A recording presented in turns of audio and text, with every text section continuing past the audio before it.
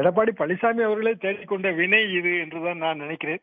ஏனென்றால் அவர் அதிமுக செயற்குழு பொதுக்குழு கூட்டத்திலே பேசும்போது அவர்களுக்கு 18, எங்களுக்கு 23, ஆக மொத்தம் 41 என்று 2024 புள்ளி ஒருத்தை சொன்னார். பாரதிய ஜனதா அதன் தலைமையிலான கூட்டணி அதற்கு 18%. இப்போ அதிமுக தலைமையிலான கூட்டணிக்கு 23%. எனவே 41%. மொத்தத்தில் நாங்கள் 210 தொகுதிகளை பிடிப்போம் என்று அவர் ஒரு கணக்கு சொன்னார்.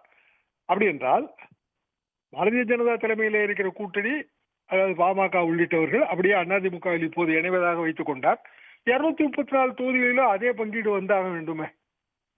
அதிமுகவுக்கு 23% உரித்தான பங்கு, பாரதிய ஜனதா கூட்டணிக்கு 18% உரித்தான பங்கு, அப்படித்தானே அவர்கள் கேட்பார்கள்.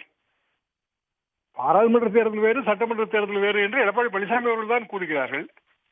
ஆனால் புள்ளி உரத்தையும் சீட்டு கணக்கையும் சொல்லும் போது பாராளுமன்ற தேர்தல் புள்ளி உரத்தின் அடிப்படையிலே சட்டமன்ற தேர்தலுக்கு பிரித்து சொல்கிறார். எனவே பாரதிய ஜனதா 50 தொகுதிகள் 60 தொகுதிகள் என்கிற மாதிரியான ஒரு ஸ்கைஃபை ஃபிகர், ஒரு அஸ்ட்ரோனாமிக்கல் ஃபிகர் கேட்கிறது. அப்படி என்றால் 54 தொகுதிகளை கொடுப்பதற்கு இவர்களால் முடியுமா என்றால் நிச்சயமாக முடியாது.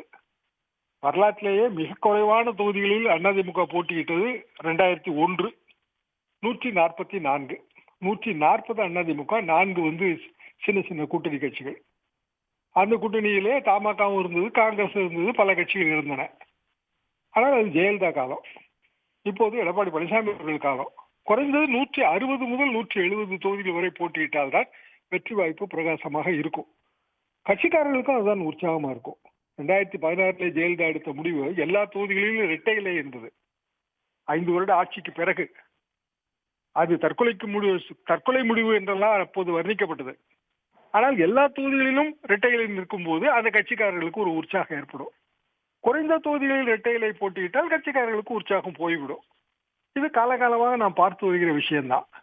54 தொகுதிகள் கொடுப்பதற்கு அதிமுக கூட்டணியில் வழி இல்லை என்பதுதான் நிதர்சன உண்மை.